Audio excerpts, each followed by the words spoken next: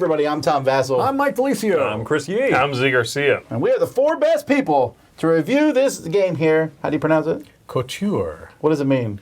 It just means like fine fashion. And you can tell that's what we're all about. Haute couture. It's not hot. It's definitely not hot. It's haute couture. It's pronounced haute couture. I looked at the internet. I actually despise everything about the fashion industry in this particular thing. But this, no, I do. Why? Because it's so stupid. People walk down that walkway. Never one ever wears that in real life. You're right. People wear fedoras sideways. I'm not. But I'm not walking down pretending it's all that. For some people, it is an art. It I is don't something care. that I they hate it. appreciate I hate as a form of art. hate it. They look at their body as a vehicle to express this beautiful art, to display this beautiful art, this artistry, this technical wonder. You hate it too. I don't hate it. I don't wear it. Definitely don't get fired up like Tom does. That's right. about it. I mean, if you look at what I'm wearing, clearly it's not about haute couture. No, I'm but not. I appreciate don't care about the skills actual of fashion. others, Thomas. I hate the walking down the runway nonsense. That's what I think is nonsense. Okay. All right. Is this so? We're talking about a game or something, right? Nah. This is a new little game here that Mike likes. Why am I saying Mike likes it? I don't know. Because it's a Knizia game. It is not a Knizia game. Oh, you're right. It's not. What are we doing? I got so fired up. It feels like a Knizia game. It kind of does, actually. It does. Actually, let's show you how it plays. All right. Here's the setup of a game of Couture by Allplay. You'll notice that the Allplay logo is on the mat under here on the table because they are a sponsor of the channel, so keep that in mind. Now, this is a simultaneous auction game where players are going to be using these cards in hand to bid of different, to make bids of different strengths for fashion shows in 3 different cities. These 3 cards represent New York, the middle 3 represent Paris, and the right side represents Tokyo. So as players take their turns, everyone at the same time will be shifting these cards around, placing a certain number of cards to the left of New York, the New York divider, representing how much bidding they're putting in there. Cards in between the 2 dividers are going to be for Paris, the middle section, and any cards to the right are going to be for Tokyo. So I could choose to freeform move these around as much as I wish, and let's say that I end with this. Now, once all players are set, players will reveal everything to the left of their New York divider card simultaneously. So I reveal this. I have a bidding power of 4. This player reveals that they have a bidding power of 2. And then this player over here reveals that they have a bidding power of, well, 2 as well. So, starting with the biggest bid, that player gets to grab one of the cards first. In this case, I have 4 bidding strength, so I want to grab whichever card I most prefer. You can grab cards that are going to be worth points for a set collection of different types, or you can get new bidding cards. This one you notice here is an agent who has gives me 4 bidding strength, but will lose me 2 points at the end of the game if I still have this card in my deck. This one also replaces a card in here. So at the end of the round, I might choose to kick this card out of my hand and replace it with a much stronger bidding card in the future. The next player then goes, there's a tie here at 2 strength each. In this case, you'll look at the small number here on the side. That's a tiebreaker. The lower number will get to pick first. This person's going to choose this card, and then this player is going to choose this card. Most of these don't have any immediate effects. Now that that's done, you will reveal cards for your Paris bids. So you see here my cards in between the dividers. I have 2 strength. This player has 1 bidding strength.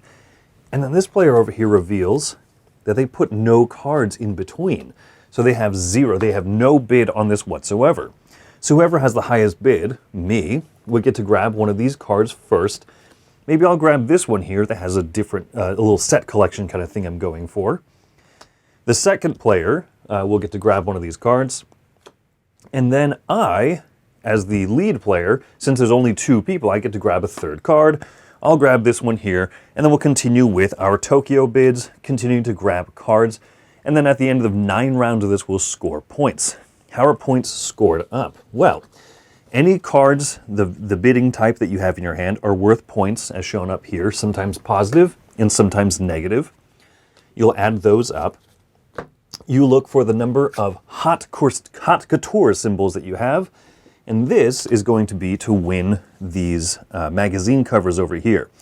These are slightly upgraded ones compared to what you get in the regular edition.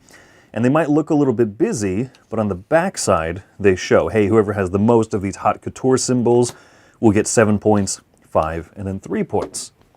As you make pairs of these athletic symbols over here, you'll notice that there are athletic types of different letters. Once you get a pair of the same letter, like C and C, then you get to grab one of these over here. The first streetwear pair that you make is 5 points. If anyone makes a second pair, it's 3, then 1 point.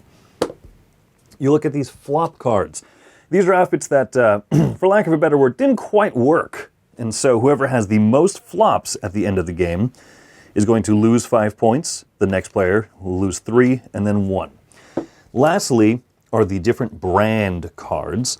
So when I grabbed this card over here, you'll notice that this is a brand that has an X on it. And there are 5 different types of brands as shown on the bottom of here. So different cards that'll come out in the future are going to have different symbols. And so the more different symbols you collect, then the more points you'll get for having unique types of those. At the end of the game, you add up all of your points, and whoever had the best run in the haute couture business was the winner. All right, let's talk about the game itself. So this is an interesting auction game. It's one of Kinitia's better auctions. You know, I really did think it was Canadian because of the way it played. Yeah. I thought we had mentioned that. And Yeah. No, I understand the, light rules, very light rules. You can teach this very quickly. It feels, it's got a lot of those hallmarks. I do want to jump in and my fake outrage at the beginning. I'm sorry, faux outrage. Nice. About the thing here. Good. Fox outrage. I actually like this theme in this game. I think it works really well. It's a very I love good the theme. little magazines. Yes. I love the, ooh, look at that. Or I have all these flops. You're like, I tried. Yeah. So I'm on the tabloid magazine. I think it's great. Yeah. It really works well. The theme makes this game stand out. Yes. Because mechanically it's interesting, but it's nothing we've not ever seen before. No. Simultaneous, auctions or blind auctions, but there's 3 happening at the same time, so you need to allocate your resources. Interesting. Yeah. But we've kind of seen these things. Yes. You wrap it around this fashion theme, and it's interesting. It works well. The fact that you're visiting 3 different cities and Yeah. bringing what you've got there and seeing how you do, that's neat. I think it works well. And I think, too, that it doesn't seem to take itself pretentiously seriously, where, like, flops is a mechanism. You get too many flops, you done messed up, you're going to get negative points. I like that, and so it's not just, overly artsy feeling, but it does. Like, the art in this game is gorgeous. It really It's is. evocative. My aunt was very much into fashion, so looking at the cards, I was kind of like, oh, man, this reminds me of going to her house and seeing some of the fashion magazines and the sketches of the art and stuff. It feels classy, both in look and art, but also that matches how classy the gameplay, the mechanisms are. And it's not hoity-toity. That's the thing it avoids. It avoids feeling better than you, the player. You know what I mean? Yeah, no, it's a very well done integration of theme with the mechanics, which remind me a bit of Nidavellir, right? The main Yes, difference actually, there, that's really close. The main difference is the way that you're allocating your bidding, right? It's different between the two. They're both good. They're both kind of novel ways to handle an auction. I do like how in this game you oftentimes are going to be choosing new bidding cards that are going to be allowing you to remove one of your less, powerful bidding cards. I think that's a nice hook. I think that being able to get cards that are super powerful in the bidding phase but give you negative points at the end of the game, that's a nice little hook. But you can replace them. You can replace them, absolutely, yeah. That's really a clever push your luck kind of mechanism. Yeah. Get a powerful card at the beginning that's hurting you for a couple of points. Right. And wait and wait and wait and hope that near the end of the game you can get that out of there and get another one that doesn't hurt you anymore Right. back in there. That's so clever. I really do like that you're bidding on victory points Yeah. and the power to bid at the same time. Like you're bidding on both of those cards intermingled. Yes. It's Right. so neat. And there's inverse ones. There's ones that are -1 for your bid, Yes. but worth a point. When it comes out the first round, you're like, okay, I'll get it, I guess, right? But it's not going to hamper you terribly, especially because I like that rule that says you can have, let's say that you're playing a 3-player game. Yeah. If you have any cards in a bid, Yeah. you will get the last card. You'll out get there. the card. Yeah. Right. You can bid 0 or 1, Or negative. -1. You just have to bid a card to get a card. Right. Yeah, so it's not so bad. That is Yeah. player count dependent. Sure. Right? That's at 3 at that point. And if you play more than that, then You may be locked out. you're probably not going to get a card. So Yeah. to that end, so I need to talk about that. The game here plays from 3 to 6. You got it upside down. That's what he thinks of the fashion The industry. game plays from 3 to 6. I'm shaking things up, Chris. There you go. Like that. And the way the game works doesn't really change for players. So honestly, I would have sold this as a 3 to 4 player game myself. Okay.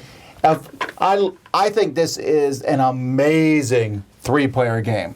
I think at 3 it sings. If you want a card somewhere, you can get it. Yeah. But you don't always want a card somewhere, and then if you don't go to a spot, someone might get 2 cards or all the cards. Right. And sometimes you get 2 cards and you didn't want the second card. You're like, I really want that card. Then second place goes, I'll take that one. You're get like, a flop. Oh no, I'm getting a flop. I think it's so good with 3. 4 is also pretty good. Yeah. But with 4, you have the opportunity to lose a card. I played with 4 and I was like, oof. Every once in a while you're like, oh, I didn't get much this round. Sometimes maybe not at all if you're Right. beating all the spots. Sure. I can't, caveat, I haven't played with 5, 6 because I just refuse to, because that's going to be compounded with 6. There will easily be times you get nothing. And I'm just not interested in that at all. Now, that doesn't make me dislike the game. 'Cause It that'll just makes happen me to go other- in saying I'm not Yeah. playing with 6. Because that same thing will happen to other players too, so it should even out. But it doesn't change the fact that you're going to have turns that feel wasted. I agree, and I'm Yeah. not interested in that. Right. Like Chris wanted to play with 6, and I was like, I'm not doing it. I'm just going to. Yeah. I can tell you already, it's something I don't think I would find enjoyable. Tom threw sand in my face. Yeah. You really don't want to do it. But I think the theme, I don't know how people feel about the theme, but I do think this is a theme that people will stop and look at. And you might be able to get people to play this game who would not normally play other games. It's very attractive on the table, yes. And you said there's not a lot of new stuff in the game, and I agree that it's not necessarily new, but the card thing is so clean. You sort them out in your hand, and then you just lay it down. Yes. Instead of having to hide 3 bids and then reveal Yeah, them. yeah, sure. Yeah. It's I a like, nice way of sorting. and it's a good mixture of interesting mechanisms, being revolutionary is not necessary. I think it's accomplishing that from the point of view of the theme. Yeah. It's a theme that feels incredibly fresh. Yeah. Mechanically, things we've seen, but it works really well in here. I love the idea of this sort of set collection trickling down to magazine coverage, Yep. either in good magazines or, you're getting talked about in, bad weekly news rags. I like the bidding thing. I like that you can have somebody who is a new person or a new model, and you can take to different places. It's great. It really works well. The marriage between the two things is strong in this one. I enjoy it. It's fast, too. Yeah. It's fast. It's punchy. Yeah. I think the one thing I don't love is necessarily when I see like multiple of those flops in the same lineup. Sure. Sometimes like, well, I'll just back out of this one completely. It leans into a little bit of what you're talking about. It feels like one of the areas out there is kind of moot Yeah. this round. It's dead.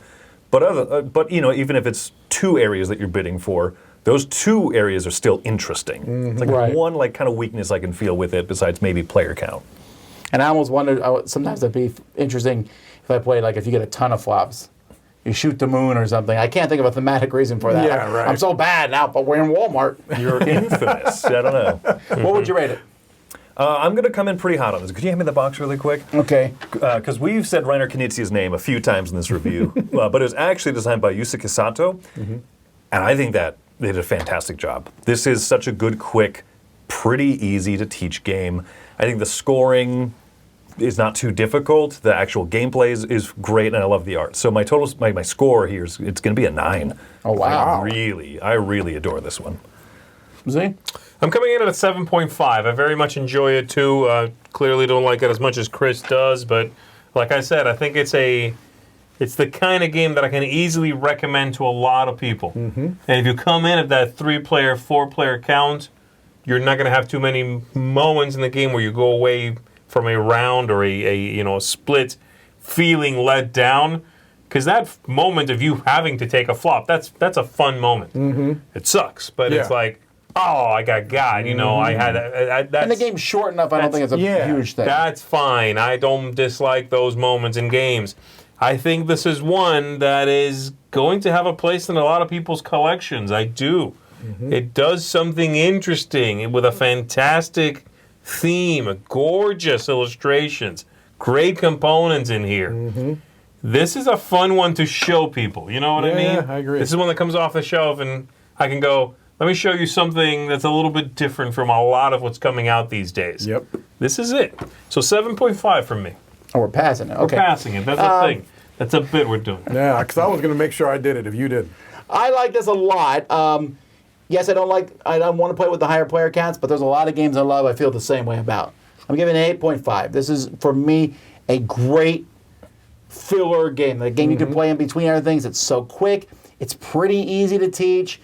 Some people might take a little bit to understand how the different, when you play these people, you have to get rid of a card in your hand. That's going to be a little tricky maybe to people who haven't played games where you're culling cards. Sure. But you can explain it thematically. You hire a new person. You got to fire someone. You don't have a budget or whatever it might. Right. And I think it's so cool. Of the last 4 games they did, I think this one, for me, was easily the best of that group. By far, for me. All right. Well, unlike Tom, I'm going to actually be giving this an 8.5. What did I say? You said 8.5. Look, I'm going to be repeating, so I won't, other than to say this is a very good overall package. It's a small box game with quality components, a theme that absolutely works. If you've got 30 or 35 minutes with 3 to 5 players, I would probably be okay with. This is a game with a wide appeal. Yes. There you go. I think it should be 8.5 for me. I think it should be noted, right? We have a live play of this on the channel. You can watch too. All Play did sponsor, the live play of it and everything. So that's out there. But I think this game's phenomenal. Yeah, I went It's into great. we'll see, and then I came out so excited. Yeah, this was my favorite of that slate of games. Yep. Well, there you go. That is Couture. Couture. Man. Haute Couture. All right. Until next time, I'm Tom. I'm Mike. I'm Fashion Chris. I'm dressed like this Garcia. See you next time.